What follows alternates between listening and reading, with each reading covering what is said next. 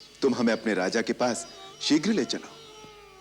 आप मेरे साथ चलिए, परंतु ऊपर जाने का मार्ग बहुत कठिन है। आप दोनों मेरे कंधों पर विराजमान हो जाएं। कंधे पर? मैं आपको वायु मार्ग से ऊपर ले जाऊंगा। प्रभु, अपने स्वामी वानरराज सुग्रीव के आदेश से आपका भेद जानने के लिए मुझे अपना रूप बदलना पड़ा। अच्छा, तभी इतने बड़े गुप्तचर बनकर आए थे। अब तो भेद पा लिया। अब तो हमें महाराज सुग्रीव से मिला देंगे भैया। अवश्य लक्ष्मण भैया, अवश्य। आप दोनों का महाराज सुग्रीव से मिलने का अर्थ है उनके भाग्य का उदय। जितनी आपको सुग्रीव की आवश्यकता है, उतनी ही सुग्रीव को भी आपकी सहायता चाहिए।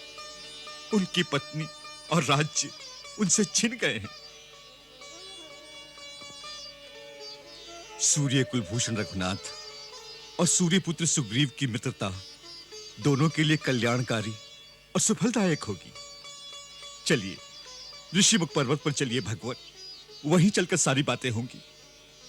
जिस राजा का तुम जैसा ज्ञानवान, विद्वान और बुद्धिमान मंत्री हो, वो बड़ा भाग्यशाली है। ऐसे राजा से मित्रता करके निश्चय ही सारे मनोरथ सफल होंगे। तुम हमें अपने राजा के पास शीघ्र ले चलो। आप मेरे साथ चलिए, परंतु ऊपर जाने का मार्ग बहुत कठिन है। आप दोनों मेरे कंधों पर विराजमान हो जाएं। कंधे पर? मैं आपको वायु मार्ग से ऊपर ले जाऊंगा। परंतु तुम हम दोनों को अपने कंधे पर कैसे बैठा लोगे? नहीं नहीं। लक्ष्मण भैया, आप संकोच न करें। हम लोग अपनी इच्छा से शरीर धारण करने की और गरिमा लगिमा आदि विद्याएं जानते हैं। प्रभु,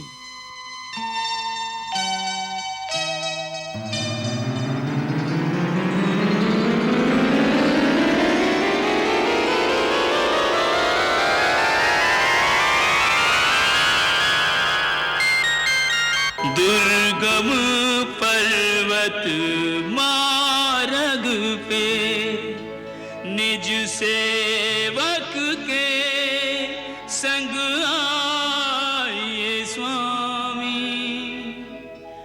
भक्त के कांधे पे आन विराजिए, भक्त का मान बढ़ाइए स्वामी।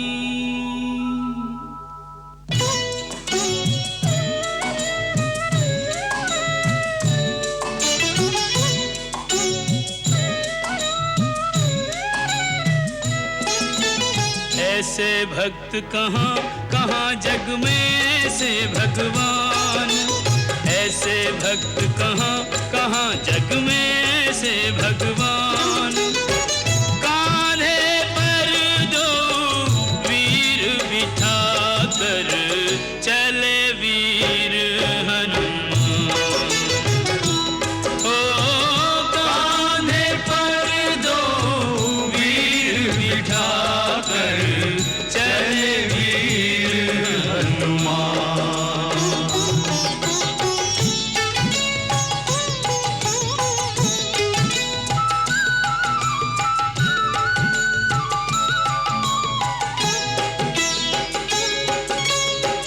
राम पयोदधि हनुमत हंसा, अति प्रसन्न सुनी नाथ प्रशंसा। निश दिन रहत राम के द्वारे, राम महानिधि कपि रखवारे। रामचंद्र हनुमान चकोरा, चितवत रहत राम की ओरा। भक्त शिरोमणि ने भक्त वत्सल को लिया पहचान। भक्त शिरोमणि ने भक्त वत्सल को लिया पहचान। कांधे पर दो वीर बिठा कर चले वीर हनुमान। ओ कांधे पर दो वीर बिठा कर चले वीर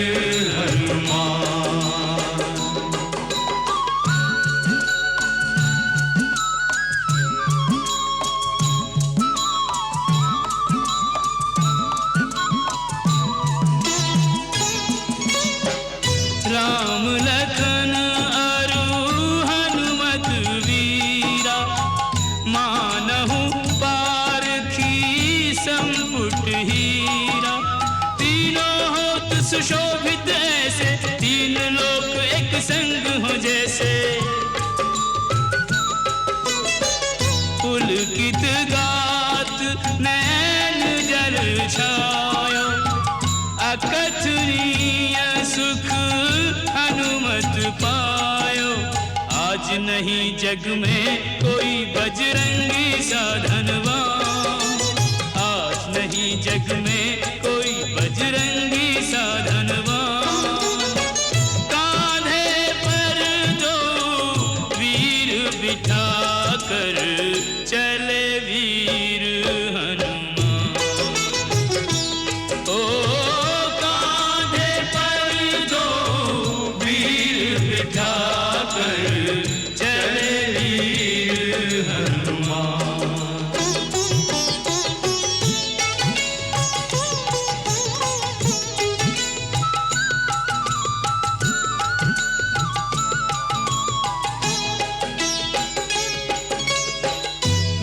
विद्यावान गुणी अति चातुर, राम काज करिवे को आतुर। आपन तेज सम्हारो आपे, तीनों लोक हाँकते कांपे। दुर्गम काज जगत के जेते, सुगम अनुग्रह तुम्हरे तेते। प्रभु वर से मांगो सदा पद सेवा को वरदान, प्रभु वर से मांगो सदा पद सेवा को वरदान। कांधे पर दो वीर बिठा कर चले वीर हनुमान। ओ कांधे पर दो वीर बिठा कर चले वीर हनुमान। ओ कांधे पर दो वीर बिठा कर चले वीर हनुमान।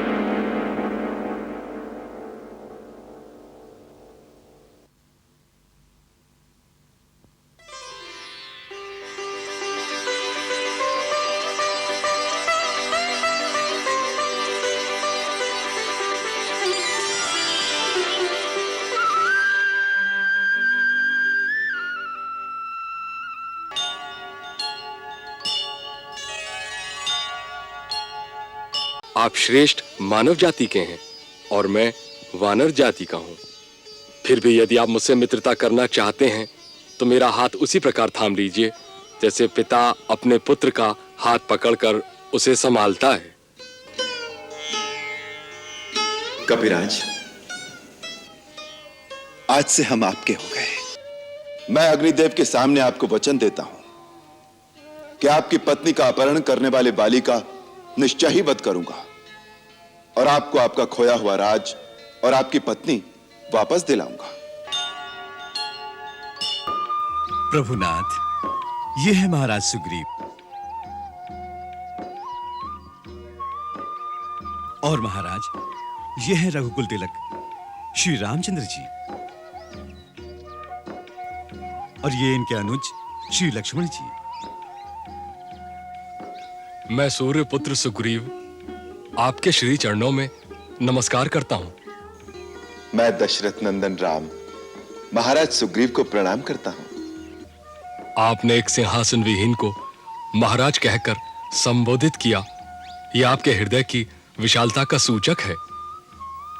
हृदय की विशालता नहीं, यह हमारे हृदय की अभिलाषा का सूचक है।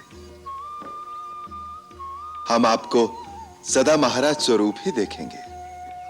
हम आपके सद्भावना वचनों से कृतार्थ हुए। अब गुफा के अंदर चलिए, हमारे निवास को पावन कीजिए। पधारिए, पधारिए, विराजिए। नहीं महाराज, यह स्थान तो आपका है।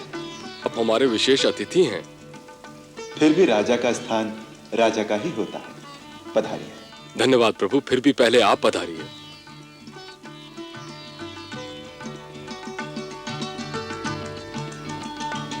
हे राघव, ये मेरे मंत्री ऋक्षराज जामवंत, नल और नील, हनुमान सहित ये सब लोग बुद्धिमान, वीर और स्वामी भक्त हैं।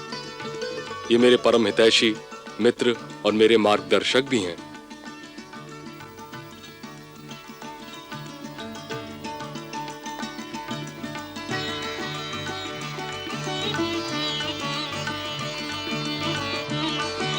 आप बड़े भाग्यशाली हैं, क्योंकि ऐसे मंत्रियों और सहयोगियों का मिलना जो राजा के हितैषी हों, निस्वार्थ हों और जिनमें राजा को उचित मार्ग दिखाने का भी साहस हो, बड़ा दुर्लभ है।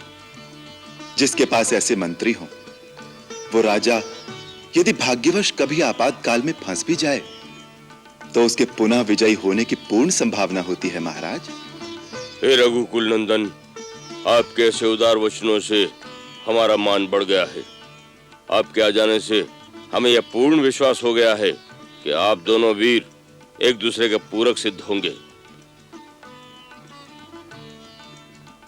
हनुमान से आपकी समस्या का वृतांत सुन चुके हैं।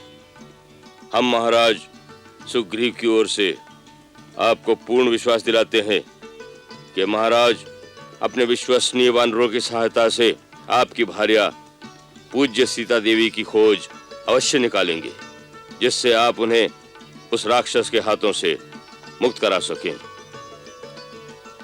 आपका यह अभीष्ट कार्य सिद्ध हो जाए तो हम यह अपेक्षा करेंगे कि महाराज सुग्रीव के बड़े भाई बाली ने इनका राज्य और इनकी स्त्री दोनों छीन लिए हैं। उन्हें वापस दिलाने में आप इनकी सहायता करेंगे। इससे आप दोनों में एक राजनैतिक संधि भी हो सकती है। क्षमा करें ऋक्षराज, मैं इस प्रकार महाराज सुग्रीव की कोई सहायता नहीं कर सकता।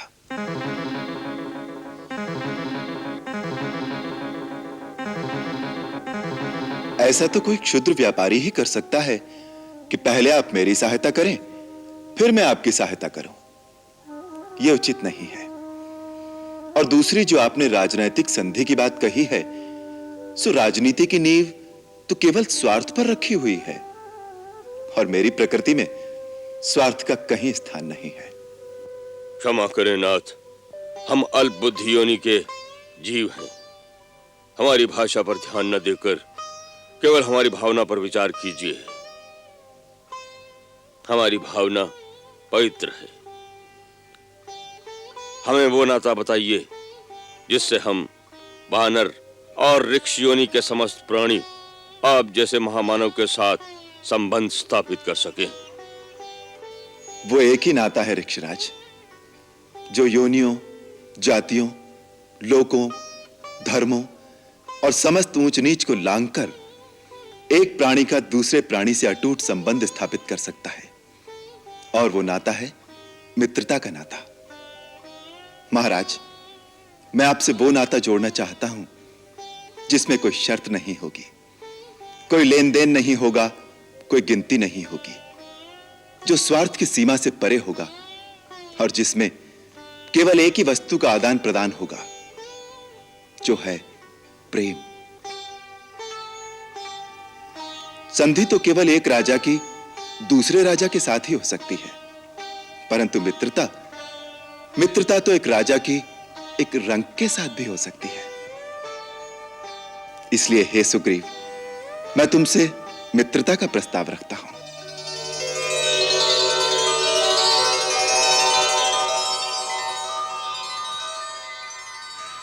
आप धन्य हैं राम। मित्रता एक पवित्र वस्तु है। मित्र ये नहीं देखता कि सामने वाला शक्तिशाली है या नहीं, उसके पास धन या पद है कि नहीं। मित्र वही होता है जो मित्र के लिए बिना कहे ही अपने प्राण तक न्यौछावर कर देता है। महाराज सुग्रीव, आज आपको आपकी चिंता का सागर पार करने के लिए राम की मित्रता रूपी नौका मिल गई है।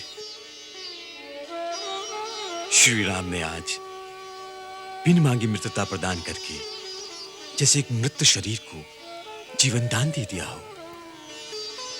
प्रभु, हनुमान सत्य कहता है।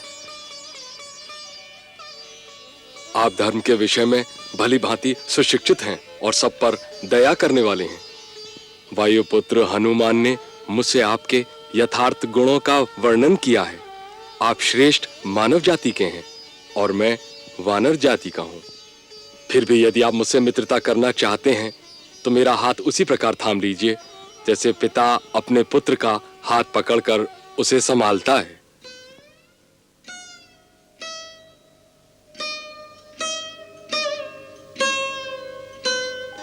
मेरा हाथ अपने हाथ में लीजिए ना स्वामी।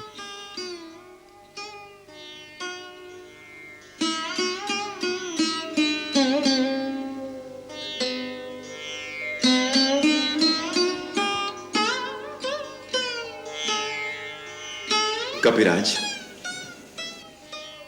आज से हम आपके हो गए।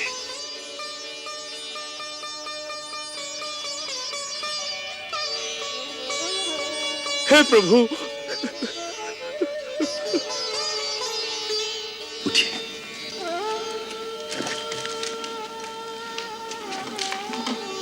कपिराज, आप तो हमारे मित्र हैं। मेरे जैसे हारे हुए, अपने पद से वंचित और दुखी वानर को आपने अपनी मित्रता प्रदान की। राम, आपका हृदय सागर से भी विशाल है। सच्चा मित्र वही है जो अपने हारे हुए मित्र को फिर से विजयी बनाने के लिए अपनी प्रिय से प्रिय वस्तु का बलिदान कर दे। हे सुग्रीव, हम रघुवंशियों को अपना धर्म, अपना गौरव प्राणों से भी प्रिय है, परंतु अपने मित्र का संताप हरने और उसे विजयी बनाने के लिए यदि आवश्यकता पड़ी तो मैं उनका भी बलिदान कर दूंगा। मित्रता निभाने के लिए यदि पाप कर्म करके मुझे नरक भी भोगना पड़े तो मुझे स्वीकार है। यही मित्रता का आदर्श है और यही मेरी शपथ है।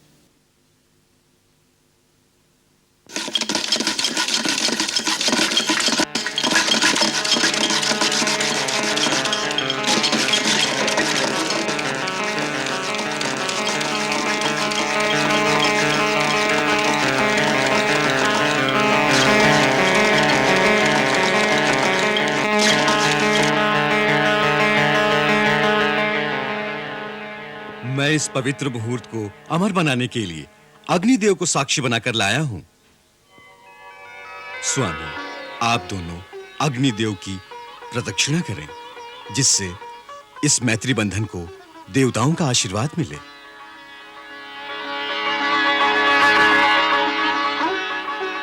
कीजिए प्रभु।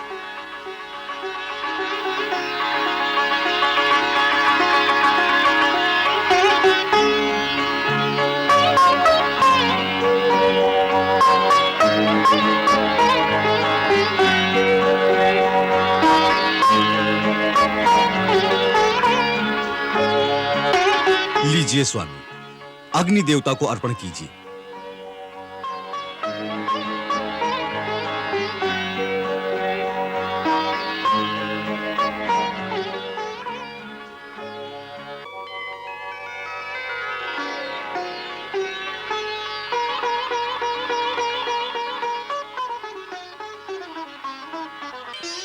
आज से हम दोनों का दुख और सुख एक है। आज से जो कुछ हमारा है वो आपका होगा। सुख, वैभव, साम्राज्य जो आज है, जो आगे होगा, वह सब कुछ हमारी तरह हमारे मित्र का भी होगा। मित्र, हम आपकी भावना के मोल बिक गए। अब मित्र होने के नाते मेरा पहला कर्तव्य है कि मैं आपके सुख बाद में बांटूं, पहले आपके दुख बांटूं। मैं अग्निदेव के सामने आपको वचन देता हूं कि आपकी पत्नी का अपहरण करने वाले बाली का निश्चय ही वध करूंगा और आपको आपका खोया हुआ राज और आपकी पत्नी वापस दिलाऊंगा।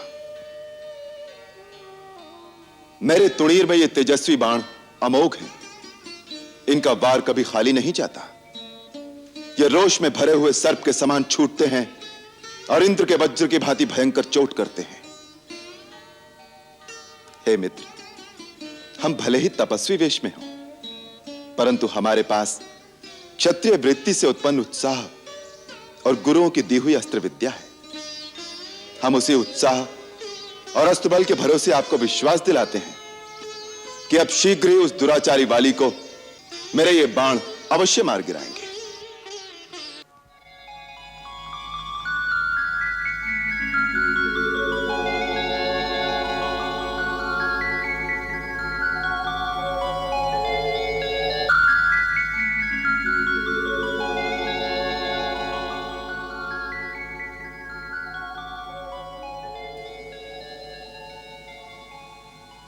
महाराज, जिस घर में भाई भाई आपस में सच्चे प्रेम के साथ इकट्ठे रहते हों, ऐसे ही घर को इस धरती का स्वर्ग कहते हैं।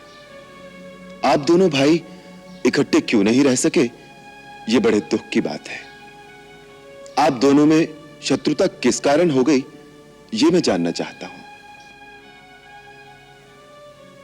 दो भाइयों के बीच में शत्रुता सचमुच बड़े शोक की बात है, परंतु बाली ने बहुत तिरस्कारपूर्ण बर्ताव मेरे साथ किया है। उसने लात मारकर मुझे राज्य से निकाल दिया। इतना ही नहीं, मेरी स्त्री को भी, जो मुझे प्राणों से भी अधिक प्रिय है, उसने छीन लिया। जितने मेरे शुभचिंतक साथी थे, इन सबको बंदी बना लिया है। परंतु आपने उसका ऐसा क्या बिगाड़ा था जो उसने आप पर इतना घोर अत्याचार किया? कुछ नहीं प्रभु, मैं तो सदा उसकी सेवा ही करता रहा हूं। पिता की मृत्यु के पश्चात जब से वह राजा बना और मुझे युवराज बनाया, तब से मैं एक दास की भांति उसकी सेवा ही करता आया हूं। हमारी किष्किंधा नगरी धरती के नीचे एक विशाल गुफा में बसी हुई है। नगर के बीचों बीच हमारा राजमहल है। हम वहीं बड़े सुख और आनंद से रहते थे, बाली तारा के साथ और मैं अपनी पत्नी रूमा के साथ। मेरे मन में कभी बाली के प्रति लेश मात्र भी वैमनस्य का भाव नहीं रहा। उन्हीं दिनों मायावी नाग के एक पराक्रमी दानव से स्त्री के कारण बाली की घोर शत्रुता हो गई। मायावी मैं दानव का पुत्र और दुंदुभी का बड़ा भाई था। एक दिन आधी रात के समय वही मायावी नामक दानव किष्किंधापुरी के सिंहद्वार पर आकर भैरवनाद करता हुआ बाली को युद्ध के लिए ललकारने लगा। बाली, बाली किधर है तू? अपनी वीरता पर गर्व है तुझे? बाहर निकल, हम अभी युद्ध करते हैं। बाली, बाली, अरे ओ बाली, किधर है तू? अपनी वीरता पर तुझे बहुत गर्व है। आज मायावी दानव युद्ध के लिए ललकारता है। यदि हिम्मत है तो मेरे साथ लड़, नहीं तो ये किष्किंधा नगरी मेरे हवाले कर दे।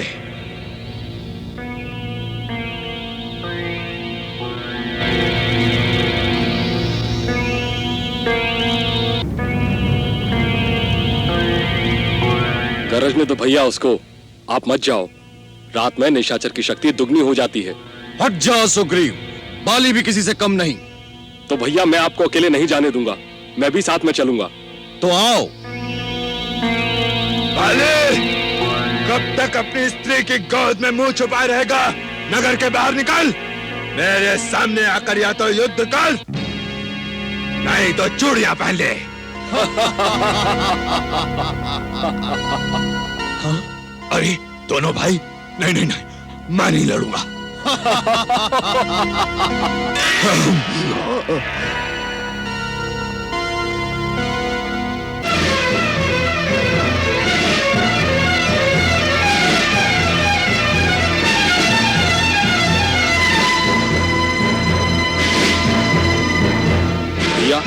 जो कायरों की भांति गुफा में जाकर छुप गया है उसे जाने दो। नहीं सुग्रीव, वो बार बार मुझे युद्ध के लिए ललकारता है। जब मदिरा पान कर लेता है तभी किष्किंधा नगर के द्वार पर आकर इसी प्रकार गरजता है। आज मैं उसे सदा के लिए शांत कर दूंगा। परंतु भैया, शत्रु के घर में सोच समझ कर प्रवेश करना चाहिए। यह गुफा कहां तक जाती है इसका कुछ पता नहीं, इसलिए मेरे विचार में हमें लौट जाना चाहिए। तुम बड़े कायर हो सुग्रीव, परंतु बाली किसी की ललकार सहन नहीं कर सकता। आज या वो नहीं रहेगा या मैं नहीं। तुम यहीं गुफा के मुंह पर पहरा दो, जिससे और कोई उसकी सहायता को ना आ जाए। मैं अंदर जाकर आज ये प्रतिदिन का झगड़ा ही मिटा देता हूं। जब तक मैं ना आ जाऊं तुम यहीं पहरे पे खड़े रहना, समझे?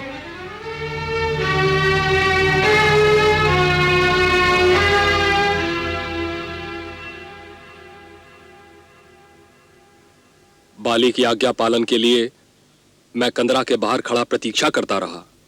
दिन पर दिन, मास पर मास बीतते गए। वहीं प्रतीक्षा करते हुए 1 वर्ष बीत गया।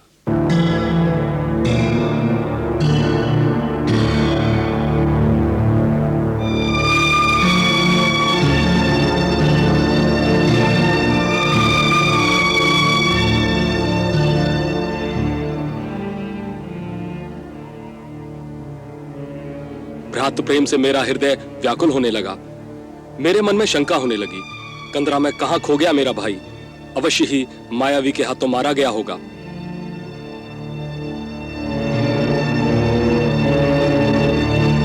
दीर्घ काल के पश्चात एक दिन अचानक मैंने देखा कि उस कंदरा में से फेन सहित खून की धारा फूटकर बाहर निकल रही है।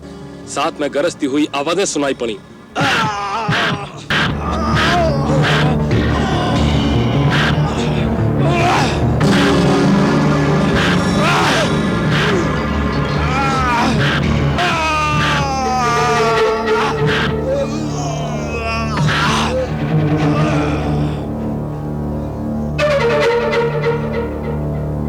थोड़ी देर के पश्चात वह भैरवनाथ शांत हो गया। रक्त बहता रहा। मैं बौखला उठा। मुझे निश्चय हो गया भैया बाली उस भयानक दानव के हाथों मारे गए। मैंने इस भय से आतुर होकर कि वह दुष्ट दानव बाहर निकलकर और उत्पात न मचाए उस कंदरा के द्वार को बड़े पत्थर की शिला से बंद कर दिया।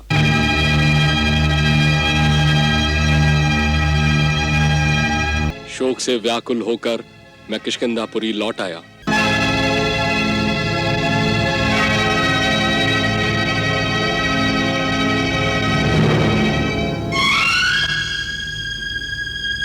मैं जब वापस आया तो मंत्रियों ने यह निर्णय किया कि बाली के होते हुए मैं किष्किंधा का युवराज था, इसलिए उसके न रहने से मुझे राजा बनाया जाए। मैं आपसे सत्य कहता हूं कि मैं अपने भाई की मृत्यु के शोक में इतना दुखी था कि मुझे अपने राज्याभिषेक में कोई रुचि नहीं थी। परंतु मंत्रियों आदि ने यह सोचकर कि राजा के बिना सारा वानर साम्राज्य बिखर जाएगा, उसी दिन मेरा राज्याभिषेक करके मुझे राजा बना दिया।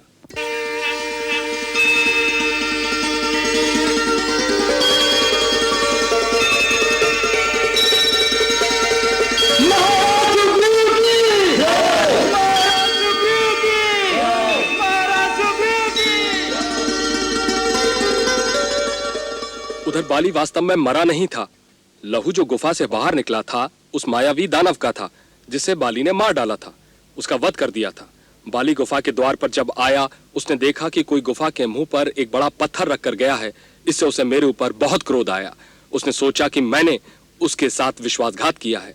किसी प्रकार वह इस पत्थर को तोड़कर बाहर निकला, सीधा किष्किंधा आ गया।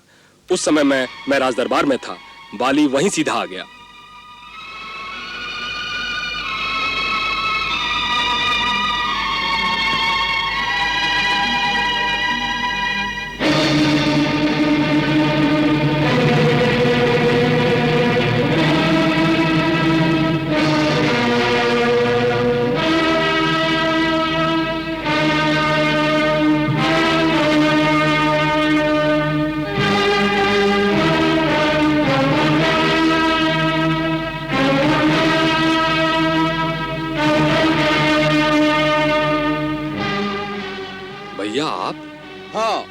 मैं वापस आ गया। मैं जानता हूं मेरे जीते जी वापस आ जाने से तुम्हें बहुत कष्ट हुआ होगा, हाथ में आया हुआ राज्य जाता दिखाई दिया होगा। नहीं भैया, आप मुझे गलत न समझें। मैंने ये राज अपनी इच्छा से नहीं लिया। मंत्रियों तथा पूर्ववासियों ने मिलकर मुझे इस सिंहासन पर बैठाया है। अभी इसलिए कि राजा रहित राज्य देखकर कोई शत्रु इसे जीतने की इच्छा से आक्रमण न कर बैठे। यह राज आपकी धरोहर है, यह राज आपका है भैया। मैं आपका वही सेवक हूं भैया। विश्वासघाती, अब ऐसी चिकनी चुपड़ी बातें करके तुझे लज्जा नहीं आती? इस पापी को देखो, मैं इसको अपना अनुज समझकर अपनी रक्षा के लिए गुफा के मुंह के द्वार पर छोड़ गया था, ये कहकर कि मेरे आने तक यहीं पहरा देना, ताकि जब तक मैं उस मायावी दानव से युद्ध करके उसे मार न लूं और कोई इस राक्षस की सहायता के लिए अंदर ना आ सके। परंतु इसने भ्रातृद्रोह किया है। मेरी रक्षा करने की जगह इस दुष्ट ने उस कंदरा के मुंह पर एक बड़ी सी शिला रखकर उसे बंद कर दिया। अवसर पाकर राज्य पद भी ग्रहण कर लिया। अपने भाई और राजा के साथ द्रोह करके ये मृत्यु दंड का पात्र हो गया है।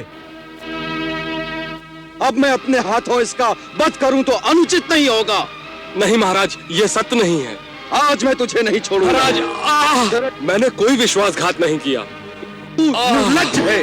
तू यहाँ राजा बन के बैठ मैं गया। 1 वर्ष तक गुफा के बाहर आपकी आज्ञानुसार खड़ा रहा। तू समझा मैं मर गया। फिर जब अंदर से लहू की धार निकली और आप बाहर नहीं आए तो मैंने समझ लिया कि दानव ने आपका वध कर दिया है। छोड़ूंगा नहीं मैं आज, जान से इस मारूंगा। डर से कि दानव मुझे भी मार डालेगा और किष्किंधा को उजाड़ देगा, तो मैंने एक बड़े पत्थर से उस गुफा का मुंह बंद कर दिया। मेरी भूल को क्षमा करें महाराज, मुझे क्षमा करें महाराज।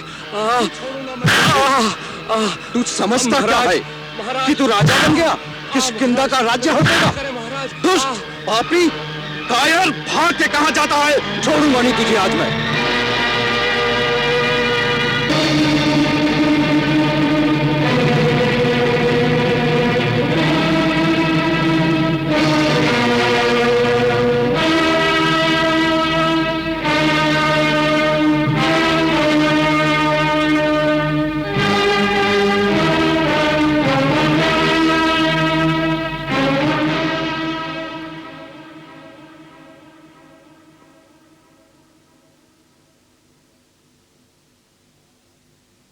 मैंने बार बार क्षमा प्रार्थना की, परंतु उस निर्दयी ने किंचित दया न दिखाई। बाली ने महाराज सुग्रीव के अन्य मंत्रियों और मित्रों को कारागार में डाल दिया है और उनकी पत्नी रूमा को भी छीन लिया है। धिक्कार है। यह अपराधी उसे मृत्युदंड देने के लिए पर्याप्त है।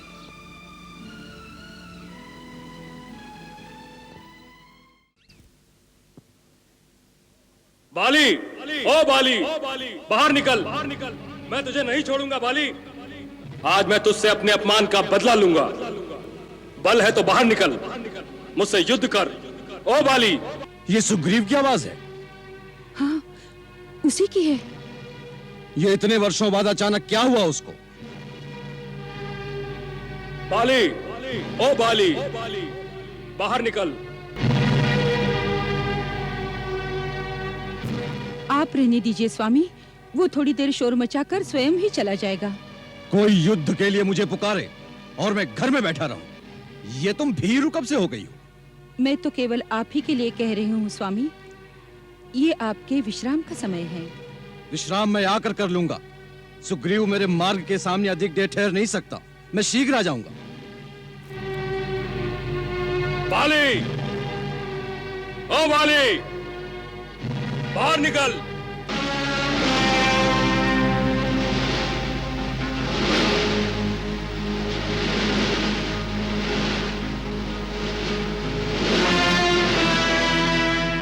बिल में छुपे चूहे, ये क्या अवतागती सूझी? जा छुप जा, जा छुप जा जाके अपने उसी बिल में। प्रलाप न कर बाले, युद्ध कर युद्ध। अच्छा तो चूटी के भी आज पर निकल आए। चल खुले मैदान में।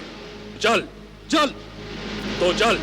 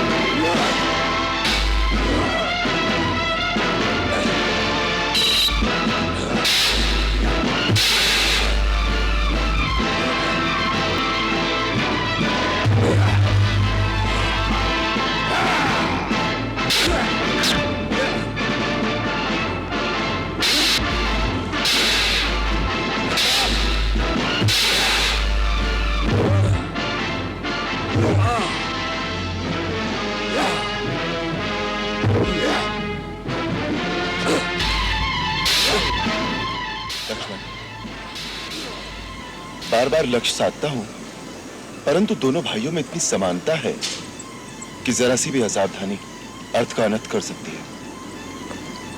मैं ये बाण नहीं छोड़ सकता।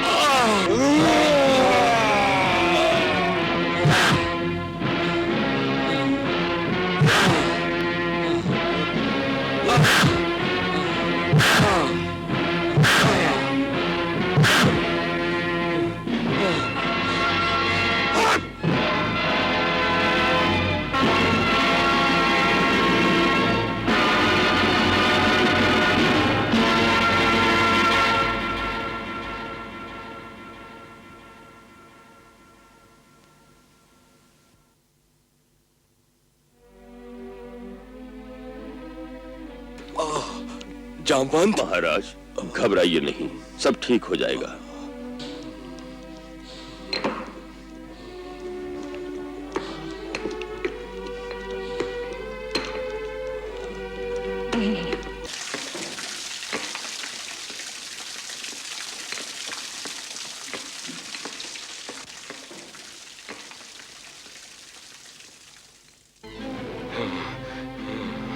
कैसे हो मित्र? वाह मित्र वाह, अच्छा वचन निभाया, क्या साथ दिया, अच्छी मित्रता निभाई। क्या बहुत पीड़ा हो रही है? कृपालु रघुवीर, मैंने तो आपसे पहले ही कहा था, बाली मेरा भाई नहीं है, मेरा काल है काल। फिर भी आपने मुझे उकसाकर मौत के मुंह में भेज दिया और आप छिपकर मेरे पिटने का तमाशा देखते रहे। रघुनंदन, आपने ऐसा क्यों किया? मुझे पहले ही सच सच बता देते कि आप बाली को मारेंगे नहीं, तो मैं लोक हंसाई कराने तो न जाता। तुम्हारा रोष स्वाभाविक है, परंतु शांतचित्त करके मेरी विवशता को समझने का प्रयत्न करो। तुम दोनों वेशभूषा, कद, चाल ढाल हर प्रकार से एक समान हो। दोनों भाइयों का रूप भी एक जैसा ही है। तुम दोनों की समानता देखकर मैं भ्रम में पड़ गया। यदि मेरी भूल से मेरा बाण तुम्हारे हृदय को विदीर्ण कर देता तो कैसा धर्म संकट था मेरे लिए। अपनी शरण में आए हुए एक प्राणी को वध करने का कलंक रघुकुल की कीर्ति को मिट्टी में मिला देता। इसी कारण मैंने शत्रु संहारक बाण नहीं छोड़ा और तुम्हें इतना कष्ट उठाना पड़ा।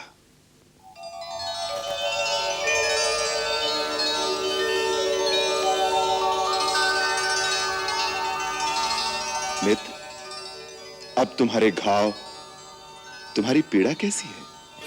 हाँ? हाँ? प्रभु, ये तो चमत्कार हो गया प्रभु। मुझे आपके स्पर्श करने से ही मेरी पिछली सारी पीड़ा सब दूर हो गई। एक नवीन उत्साह शक्ति के विद्युत प्रवाह का संचार होने लगा। मेरे प्रभु श्री राम सुखधाम के वृद्ध हस्त से मृत शरीर में भी श्वास का संचार हो सकता है। श्री राम की महिमा अपरंपार है। हनुमंत, हमें इस लोक से परे पारलौकिक न बनाओ। ये तो केवल एक मित्र के लिए एक मित्र का सत्य स्नेह और सद्भावना का प्रभाव है। वानरराज सुग्रीव तो केवल एक मित्र ही नहीं, इस समय हमारे आश्रयदाता भी हैं। मित्र वत्सल, मेरे प्राण आपके अधीन हैं, ऐसा कहकर मुझे लज्जित न करें। अब मुझे आदेश दें, मेरे लिए क्या कर्तव्य है प्रभु? अन्यायी अधर्मी बाली का प्रतिकार, पुनः उससे युद्ध की ललकार। लक्ष्मण जी भैया। निशानी के लिए तुम एक पुष्पमाला सुग्रीव के गले में पहना दो, जिससे हम दोनों को पहचान सकें। जो आज्ञा भैया।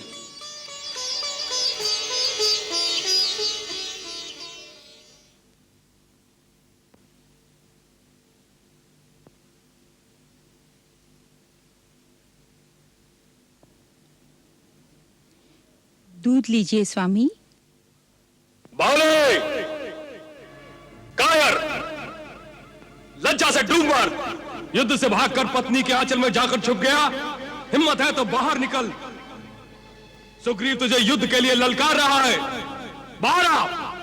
ओ वाली! देखा तारा, आज तेरी बहन रूमा का विधवा होना निश्चित है।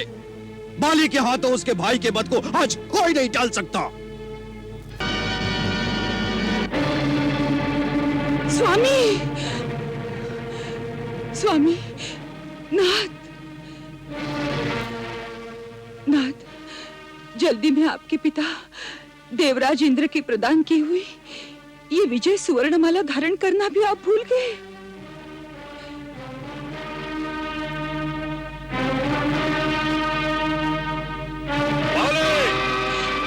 कायर! युद्ध से भागकर पत्नी के आंचल में जाकर छुप गया। लज्जा से डूब मर! हिम्मत है तो बाहर निकल। सुग्रीव तुझे युद्ध के लिए ललकार रहा है। बाहर आ! ओ वाले!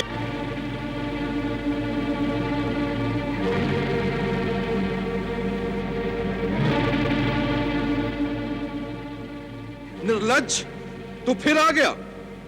मैंने छोटा समझकर पहली बार तुझे जीता छोड़ दिया था, परंतु अब नहीं छोड़ूंगा।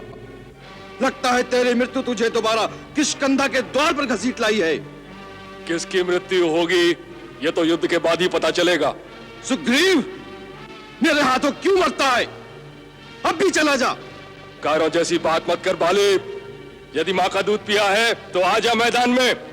अच्छी बात है, तेरे भाग्य में आज मरना ही लिखा है, तो चल आजा। चल।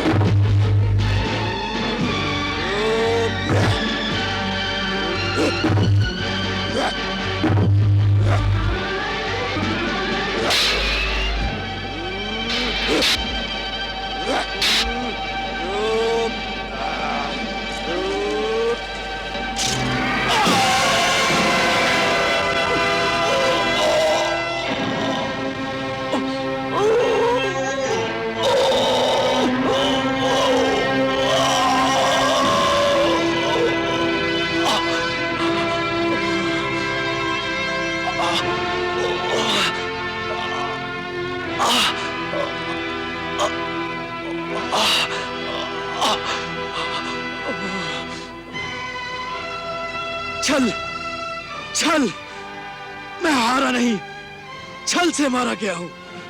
तूने छल किया है मेरे साथ।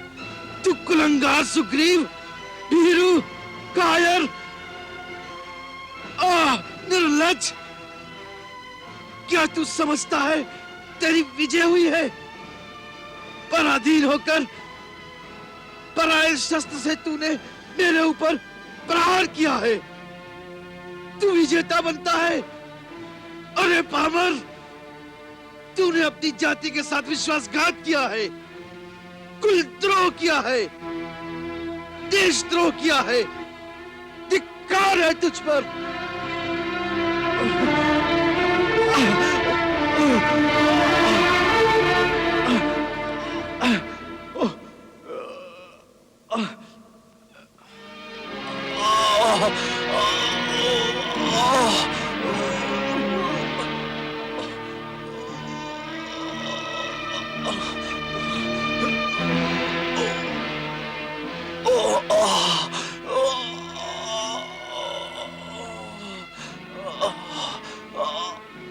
आ गए तो तुम ही वो राम हो, हाँ? आज ये कुल शिरोमणि श्री राम, दशरथ नंदन रघुकुल भूषण, जिसकी कीर्ति का पताका पूरे आर्यवर्त में फहरा रहा है, तुम वही राम हो। तुमने ठीक पहचाना कपिवर, यही मर्यादा पुरुषोत्तम श्री राम है। प्रथम दर्शन के उपलक्ष्य में किष्किंधापति बाली का नमस्कार स्वीकार करोगे?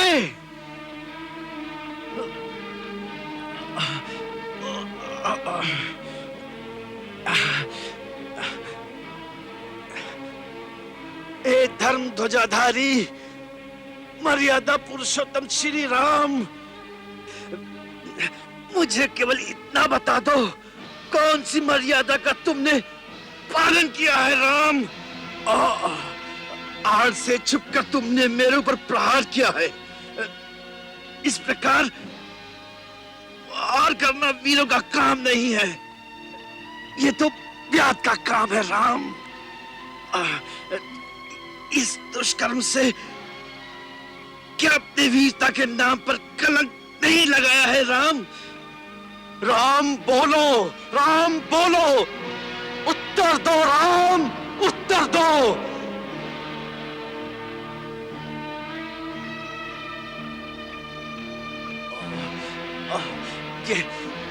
ये तीर निकल जाए तो मैं तेरी जान ले लूं मैं।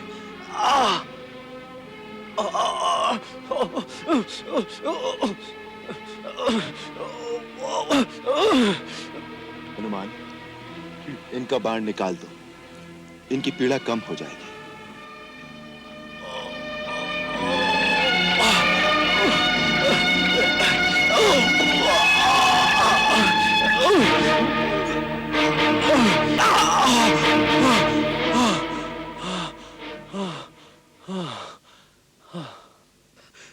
बड़ी दया दिखा रहे हो श्री राम। एक बात का उत्तर तो दो, लड़ाई तो हम दो भाइयों में थी, ऐसे समय में छुपकर मेरा वध करना, यही आदर्श है आप आर्यों का? मुझे मारकर अपने पुरुषों की सभा में निंदा का पात्र नहीं बनोगे? मेरा आपका तो कोई वैर नहीं था राम, फिर किस कारण ये सुग्रीव इतना प्यारा हो गया और मैं आपका शत्रु हो गया? मित्र का शत्रु शत्रु होता है। सुग्रीव हमारा मित्र है। तुमने उसके प्रति जो अन्याय किया है तथा तुम्हारे पापों का दंड देने के लिए हम तुम्हारा वध करने की प्रतिज्ञा ले चुके हैं। रघुवंशी जब किसी को वचन देते हैं तो प्राण जाने पर भी उस वचन को पूरा करते हैं। राम, सुग्रीव से मित्रता करने में रावण द्वारा हरण की गई अपनी स्त्री के उद्धार का तुम्हारा स्वार्थ नहीं छुपा है, किंतु ये प्राणों के भय से पहाड़ों की खो में मुंह छुपाए पड़ा रहने वाला ये कायर क्या तुम्हारी सहायता करेगा बोलो? इसके लिए तुम किष्किंधापति बाली के पास आते तो देखते मैं अब तक उस दुरात्मा को बांधकर तुम्हारे चरणों में डाल चुका होता। जिस प्रकार क्रूरतापूर्वक तुमने बाली का वध किया है, उस अनीति को तुम इतिहास की दृष्टि में कभी न्यायोचित नहीं ठहरा सकोगे कि तुमने मुझे रणभूमि में मेरे साथ वीरों की भांति युद्ध करके मुझे नहीं मारा, मुझे अधर्म पूर्वक मारा है तुमने मेरी निरपराध हत्या की है। तुम्हारे इस पाप का प्रायश्चित कभी नहीं होगा राम, कभी नहीं होगा।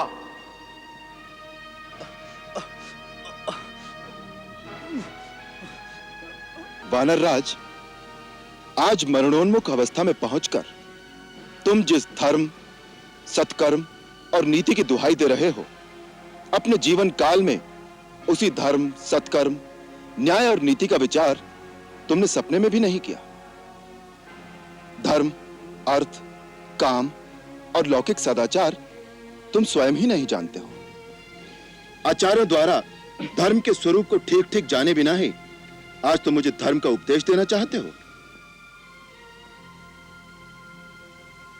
मेरी निंदा करते समय तुम मुझे एक अबोध बालक के समान दिखाई दे रहे हो। तुम स्वयं चपल हो और चंचल चित्त वाले अजितात्मा वानर तुम्हारे मंत्री हैं।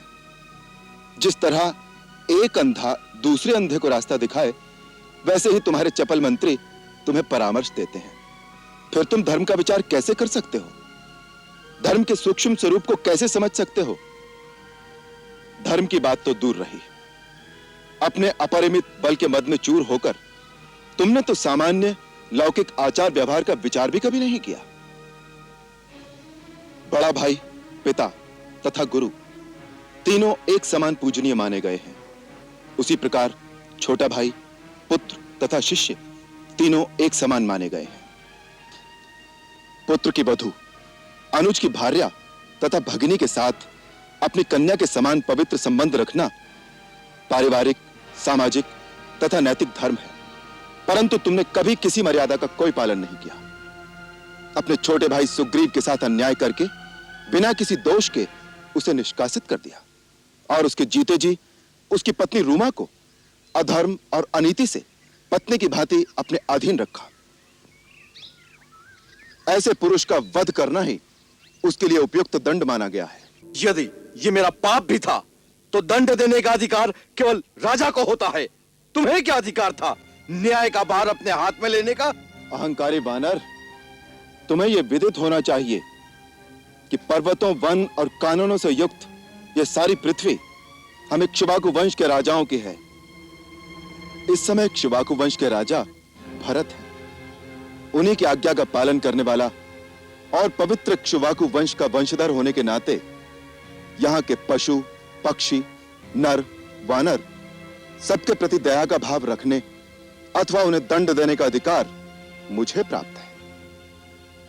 धर्मात्मा राजा भरत इस पृथ्वी का पालन करते हैं और उनके रहते कोई भी प्राणी धर्म के विरुद्ध आचरण नहीं कर सकता। अतः हम सब उन्हीं की आज्ञा से श्रेष्ठ धर्म में स्थिर रहकर तुम जैसे धर्म भ्रष्ट पुरुषों को विधिवत दंड देते हैं। वाली, सत्पुरुषों का धर्म अति सूक्ष्म होता है, उसे समझना बहुत कठिन है।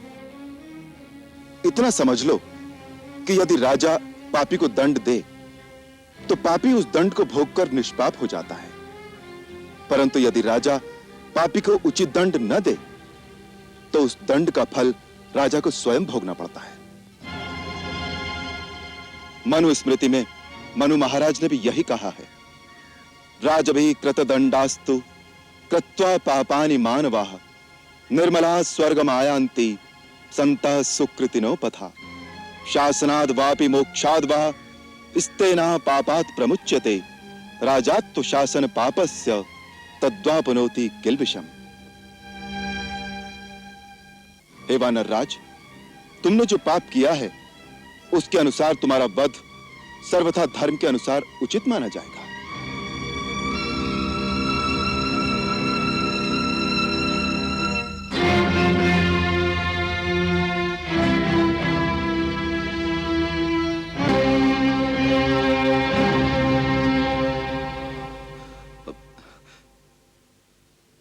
हे दिव्य स्वरूप नरोत्तम, दुष्टा, दंभ और अहंकार के पट मेरी आंखों के आगे से हट गए।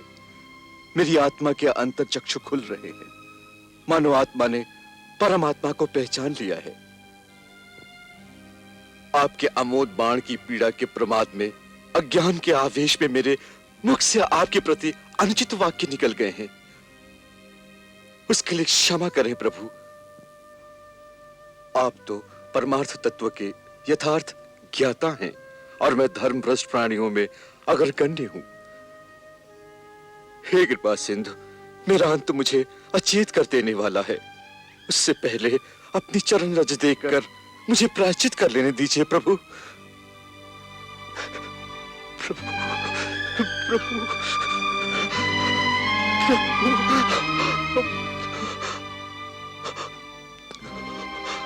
प्रभु।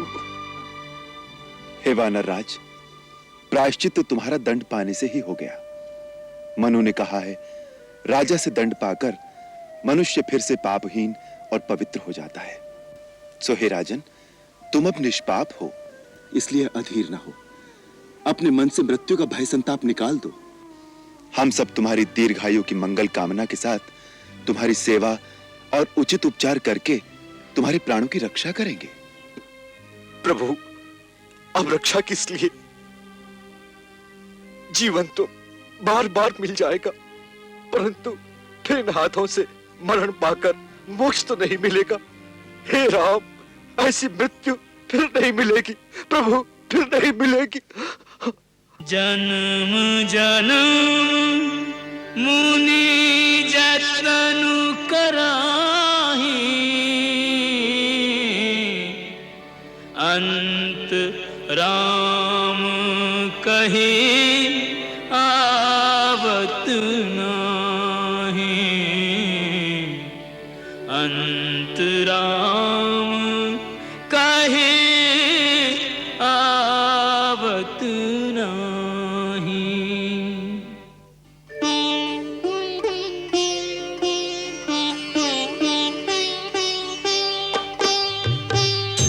जासु नाम बल शंकर काशी, देत सबहि समगति अविनाशी।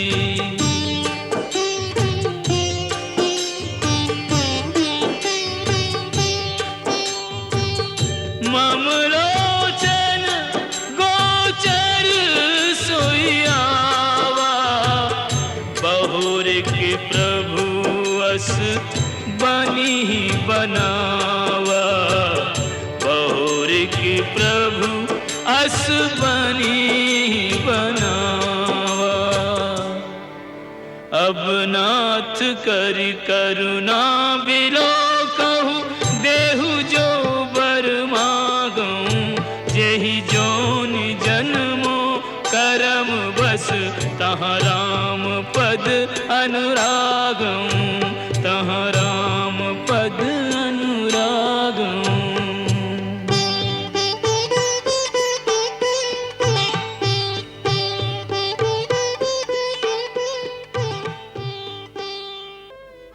स्वामी नाथ, स्वामी,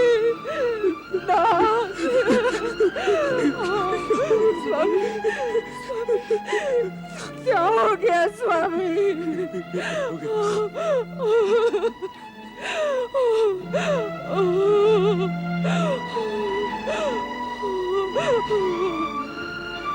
मैंने बार बार चरण पकड़कर मना किया था, इस समय सुग्रीव से लड़ने न चाहिए नाथ। इस समय सुग्रीव से लड़ने न चाहिए। किष्किंधा के रत्न स्वर्ण सिंहासन के स्वामी, तुम्हारा स्थान यहाँ पर नहीं है। बड़े बड़े गजराज, गिरिराज, जिसकी ठोकर से धूल दूसरित हो जाते थे, आज धूल में पड़े हुए हैं। स्वामी, नहीं नहीं, उठिए नाथ, आप उठिए। तारा,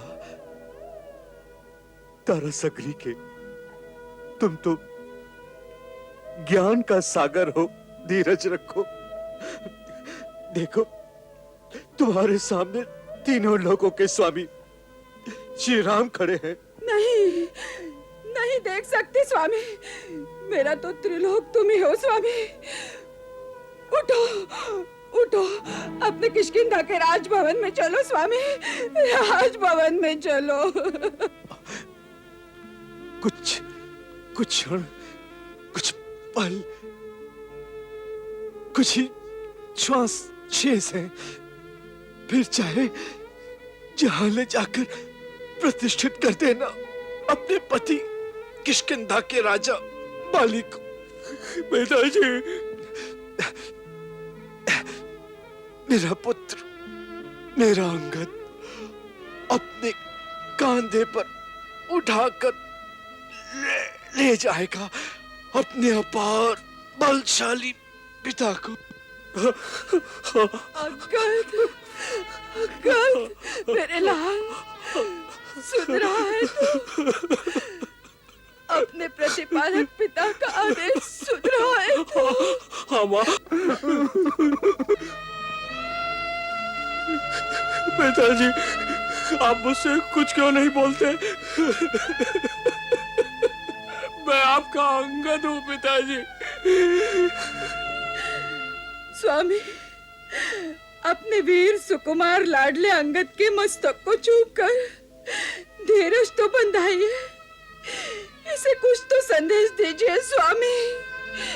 अब ये क्रोध और बदले की आग में भभकते काका सुग्रीव के अधीन होकर अपना जीवन कैसे बिताएगा? नहीं,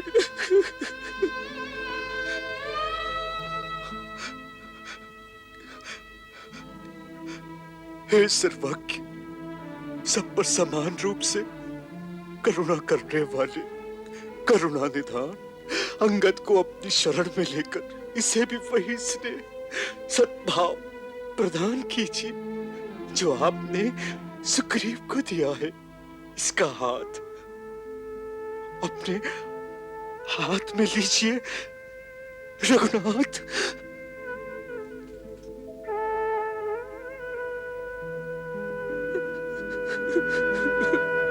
अंगद, मेरे पुत्र, तुझे श्री राम प्रभु की शरण में देकर मेरी आत्मा को परम शांति प्राप्त हुई है।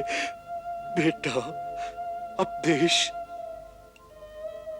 और काल को समझकर कब और कहां कैसा बर्ताव करना चाहिए, इसका निश्चय करके ही उसके अनुकूल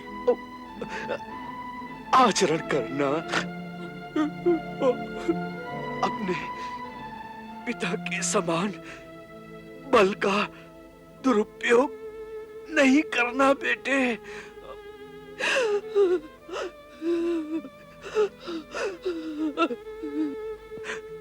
सदैव सुग्रीव काका को ही अपने पिता के समान सम्मान देकर उनकी आज्ञा के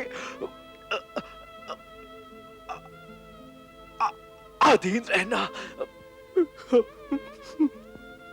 उनके शत्रुओं का साथ मत देना, सदा स्वामी मानकर सुग्रीव के कार्य साधन में संलग्न रहोगे तो इनका स्नेह और विश्वास जीत सकोगे पुत्र। समय के साथ ही अपने आप को बदल लेना ही बुद्धिमानी है बेटे।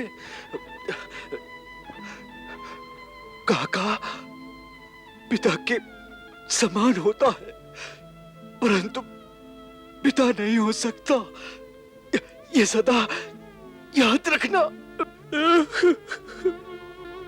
प्राणनाथ, पुत्र को तो पथ निर्देश दे दिया, भाई को किष्किंधा का राज सौंप दिया, परंतु अपनी चरणदासी दुखियारी तारा को किसके सहारे छोड़ रहे हो? मेरा तो जन्म मरण सब आपके साथ जुड़ा हुआ है। मुझे भी तो कुछ आदेश देते जाइए स्वामी। मुझे भी साथ लेके जाइए स्वामी।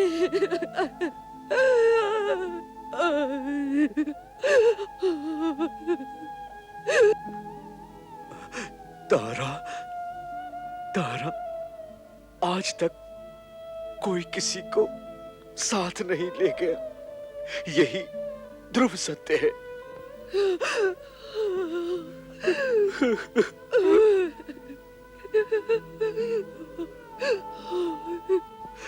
अकेले आना, अकेले जाना, यही सनातन सत्य है।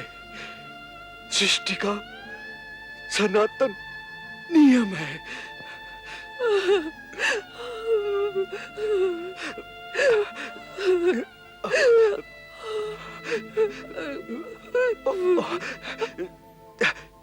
तारा, तारा, तेरा मेरा अब साथ यही तक था। नहीं स्वामी, जीवन के अंतिम छोर तक, सुख में दुख में, जीवन में मरण में, कहीं कभी आपसे अलग नहीं रह सकती, नहीं रह सकती।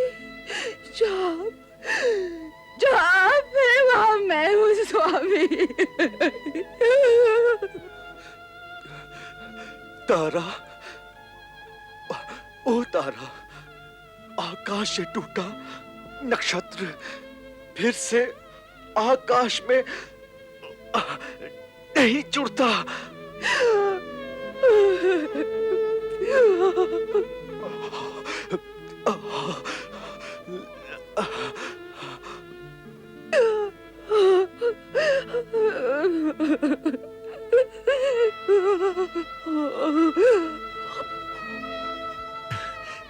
देवी, पूज्य वंदनी पति परायण, आपका ये रुदन, ये विलाप अनंत पथ पर जाते हुए पथि की आत्मा के लिए वेदना का कारण बन रहा है।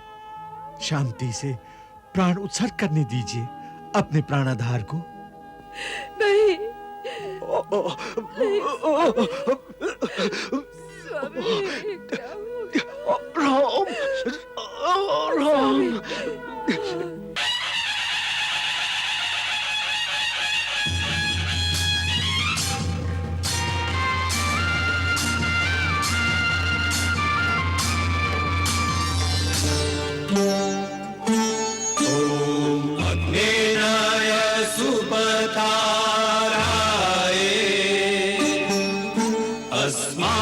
विश्वानि देव वयुनानि विद्वान् युद्धस्मज्जुहुराणमेनो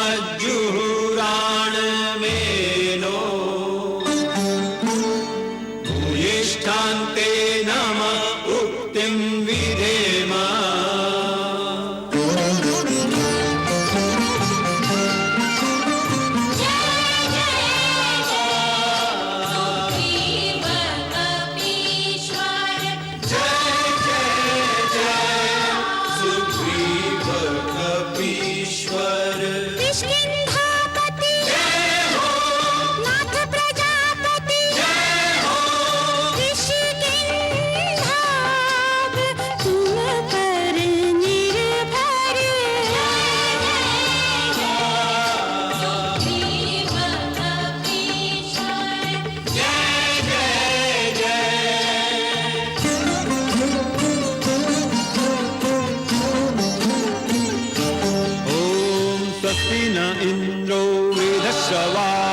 स्वस्ति न पूषा विश्ववेदाः स्वस्ति नस्तारक्षो अरिष्टनेमि स्वस्ति नो बृहस्पतिर्दधातु।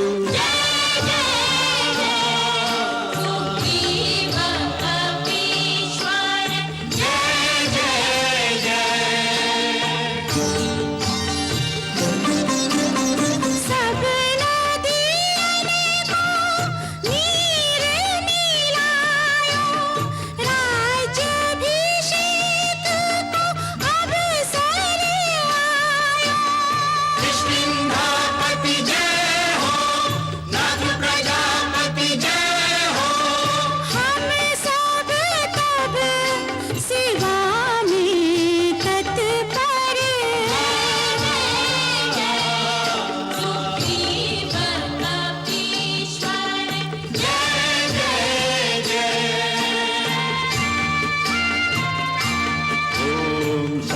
संगच्छध्वं संवदध्वं संगो मनांसि जानतां देवाभागं यथा पूर्वे संजानाना उपासते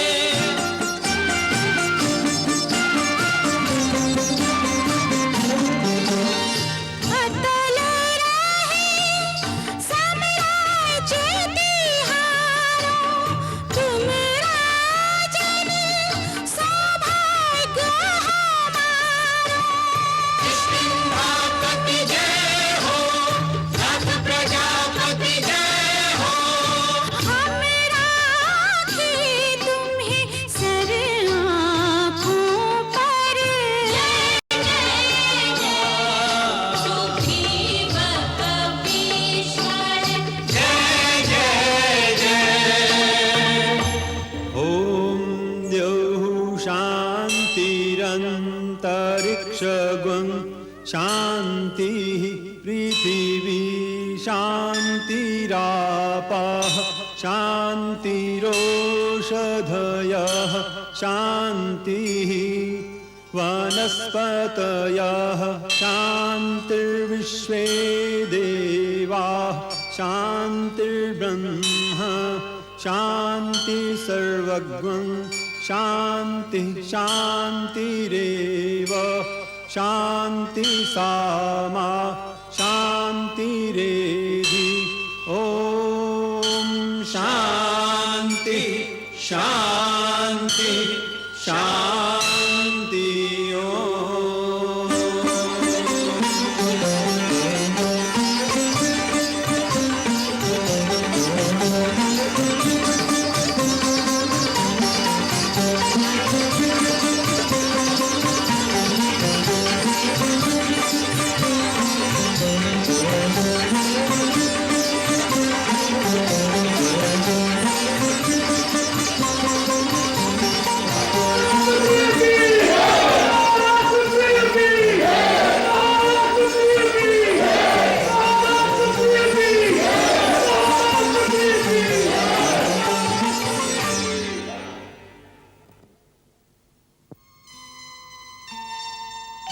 हे प्रभु, ये सब कुछ आपका ही दिया हुआ है। मैं तो आपका आशीर्वाद लेने आया हूँ। अंगद, ये सब इन्हीं के श्री चरणों का प्रताप है। इनके श्री चरणों में नमस्कार करो वत्स।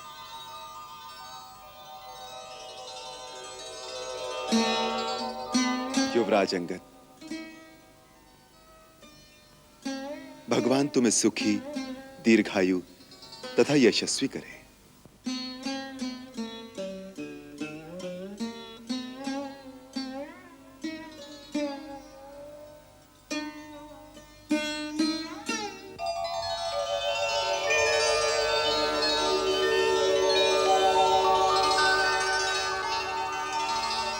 किष्किंधापति महाराज सुग्रीव, भगवान पुंडरीकाक्ष आपको एक आदर्श प्रजावत्सल राजा होने का यश प्रदान करे।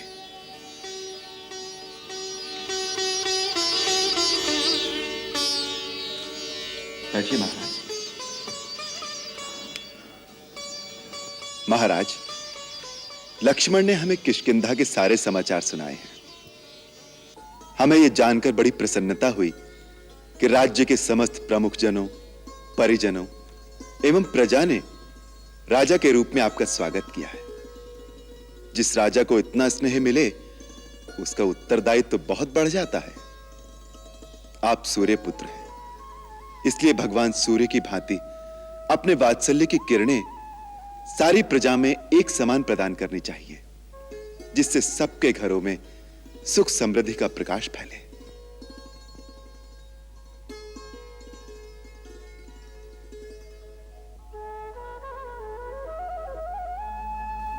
यद्यपि आपके पास हनुमान, जामवंत, नल नील आदि बुद्धिशाली मंत्री हैं, फिर भी हम आपको परामर्श देंगे कि वाली के साथ जो मित्र थे, उन्हें भी अपने मंत्रिमंडल में अवश्य सम्मिलित करना चाहिए।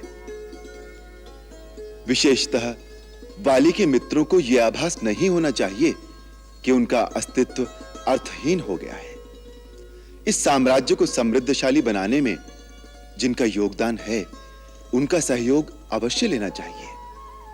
इससे एक ओर तो प्रजा कल्याण के कार्य निर्बाध रूप से चलते रहेंगे, दूसरी ओर राज्य में फूट नहीं पड़ेगी। इस समय आपका प्रथम कर्तव्य है राज्य की समस्त शक्तियों का संगठन।